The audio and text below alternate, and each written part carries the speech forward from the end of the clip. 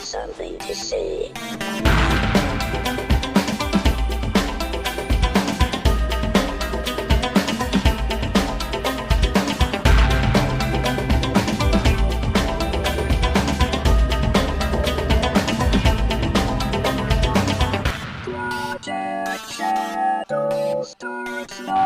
Hello everyone, how are you doing today, and welcome to this episode of Project Shadow. My name's Charlie. You might know me better as sci-fi fantasy writer C.E. Dorset, especially if you're reading my new book, Crucify My Love, or my other kinda, sorta, almost new book, The Chain, which is out on Wattpad right now. I'm working on that, having a lot of fun. How y'all doing today? It's been a weird day. It's been a very weird day. So let's talk about an old Deep Space Nine episode. So I've been doing a rewatch of Star Trek Deep Space Nine because I watch a little bit of Star Trek every day because it makes me happy. And just recently watched the episode Dax, where Dax is put on trial over something that happened when she was Curzon. And I kind of wanted to talk about this episode and the missed opportunities that the series has had with the Trill, and why I think Star Trek needs to bring the Trill back in a very meaningful way. But before we go there, if you haven't already, and the app that you're listening to me on allows you to rate this episode or this podcast, please do so. That helps out immensely. It tells the algorithms to share the podcast with more people, and the more people that listen, the more chance there is for, us to interact. And interaction's really what this whole thing's about, isn't it? Connection, community, all that. At least it is for me. So please, if you haven't already, please rate the podcast, leave a review. It really does help out a lot. Okay, so there's a lot of things I could say about Deep Space Nine and how it dealt with the Trill. And that starts all the way back from the beginning of the series, where they completely redesigned the appearance of the Trill because Berman felt that Terry Farrell was far too beautiful to have a fake forehead plastered on herself. And so they completely redesigned the species because he thought she was just too pretty to play what they originally looked like when they debuted on The Next Generation. And, okay, we're not going to go there today. Might at some point, but, okay. But that starts to tell you some of the problems that they had over the course of the series. And this episode was one that could have tackled a lot of very interesting issues, and didn't. So the basic premise, and if you want me to say spoilers for an episode that took place in Season 1 of Deep Space Nine ages ago, spoilers are incoming, but I feel that by now, if, most people that were going to watch it probably have.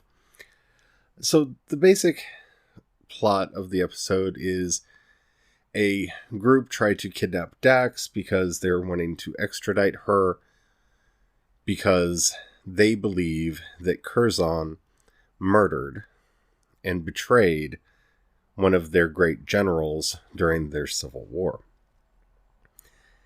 And pretty much the rest of the show operates like a courtroom drama / police procedural. And that to me is where they lost the thread. And this episode, more than any other, I think leads to some of the other problems that we have with the treatment of the Trill later on. Now, I was a kid when this episode came out. Well, I was kind of on the cusp of adulthood when this episode came out. And I am fully aware that a lot of the concepts and whatnot that I'm going to be talking about in this episode were not prevalently discussed in the mainstream back then. But when you create a species that is joined, meaning there is one being that lives for an extremely long time, we have no idea how long a Trill symbiont lives, that hops from body to body to body and collects multiple lifetimes of experience. that begs a lot of questions. And really, the Trill could have been a very interesting place to discuss gender, sexuality, and a whole host of other topics that really don't come into play at all, except for in one episode of, about an ex-girlfriend, and yeah, we'll talk about that eventually. So, the fact that they didn't bring up any of these issues in this episode kind of distracts from the actual drama that's going on. We know that Dax refuses to say what happened, and Odo is dispatched to find out the truth. Now, where this really all falls apart, especially looking back at it from a modern lens, is, and it's something that's actually brought up in the trial, before Dax was Jadzia Dax, the version that we know on the show, Dax was in a host named Curzon. Curzon was a male. He lived for, I believe, 50 years with the symbiote. So for 50 years, Curzon was a male. And this is something that is kind of played around with jokingly on the show, where Dax is often referred to as Old Man by Sisko, because that was their relationship. Curzon was Sisko's mentor. And so he knew he knew him as an old man who brought this raw cadet out of his shell and taught him how to operate in the world. And it's that fierce devotion to his mentor that this episode really revolves around.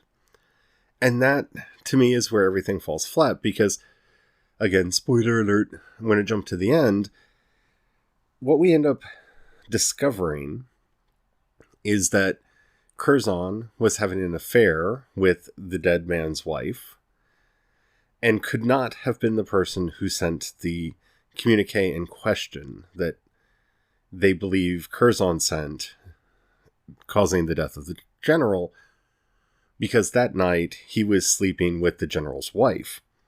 And of course, secondary to this, we also find out that the general was a traitor and was in the process of trying to betray his own side in the war, and got killed because of it. And that was covered up. He was turned into a hero, which galvanized their side and helped them win the war. Now, there are a lot of moving parts in this story, and a lot of things that really are left unsaid. We only get to see one scene of Dax with their former lover, and it's more of just I felt that I had to keep the promise, Curzon's promise, even though nothing obligates me to do it. Like a lot of Star Trek episodes from the 90s, this is an episode about honor and duty and loyalty and all of those things. The trial tries to bring up questions of, well, when Curzon did these things, or was alleged to have done these things, he was a man. He is now obviously dead, and Dax is within a female now. And they bring up ideas of the joining and how it works to have these two minds working in concert with each other, and how their personalities blend. The very fact, and again, trust me, I know I was in the queerest of queer circles back when this episode originally came out, and we were only just starting to use terms like genderqueer, and even then, they were rare. You didn't hear them very often. The idea of a person being non-binary was not a thing in the mindset of a lot of people. We didn't have that language. Not to say that non-binary people didn't exist. People like me have always existed. But the very fact that the show even didn't have the foresight to play with this idea that, even though it didn't have the terminology to, is one of the strangest things about Deep Space Nine to me. And I've often wondered if there's a version of the script somewhere where some of these questions were brought up. And of course, she's so pretty. We can't have people thinking of her as mannish. But the way Jadzia was portrayed on the show was fairly non-binary. She did have long hair, which she often wore in a very tight ponytail. We can say that that's feminine. Okay. She did wear makeup to a point, but not ostentatiously. But her mannerisms, the way that she was written, was quite gender neutral. She didn't do anything, especially for the time, that really signaled that she was a binary female. This is one of the things that I think always attracted me to the character, and one of the reasons why I have obsessed over Dax over the years. Now, this changes when we go from Jadzia to Ezri, and that's a topic for another day as well. But I think that was more that they were in their last season and they just were getting on with it, and they let the actress do more or less what she wanted with the role, because they were upset with how everything went down with Terry Farrell. Now imagine a completely alternative Star Trek Deep Space Nine, where we actually deal with the ramifications of having a joined species on the cast. Now, occasionally they did take advantage of having Dax seem wise beyond her years, but even this wasn't something that they played into all that often. Later seasons, we will have her refer more to her previous hosts. We get to meet some of her previous hosts through a ritual thingy. And they do play around with the idea some in later seasons, but the very notion of a character who, as the judge in the episode says, I'm struggling with the question as to whether or not you are 200 years older than I am, the judge herself being over 100, or the same age as my great-granddaughter. And the horrifying realization I'm coming to is that you may be both. That is such a powerful line that is wonderfully delivered in the episode, but it doesn't have any weight because it's never really played with. It's never really given the effect that it needs to have. They treat Dax more or less like she's a 20-some-year-old girl who's coming into her own after a very uptight upbringing. And that's interesting, and that has some fun story ideas that you can pull out of it. But at the same time, she has multiple hundreds of years of life experience that really should have shaped much more of her character and much more of her identity. Now, I'm not saying that they had to play her as this sagacious older person who just happened to have a young body. I'm not saying that at all. But it's very much a missed opportunity that she's not always telling old war stories or connecting events that are going on with things that had happened in previous lives. That's a very simple thing that they could have done that would have allowed her to have insight into the events around her more often, that would have been a direct ramification of her sharing her body with this centuries-old being that she has some kind of connection with that, again, I don't feel the series took the time and care to play off. The second thing that, and this is the gender thing, that they really should have spent much more time with, even if it wasn't a popular topic of conversation, the very notion that the Trill would have, especially the joined Trill, would have a binary sense of gender doesn't make that much sense.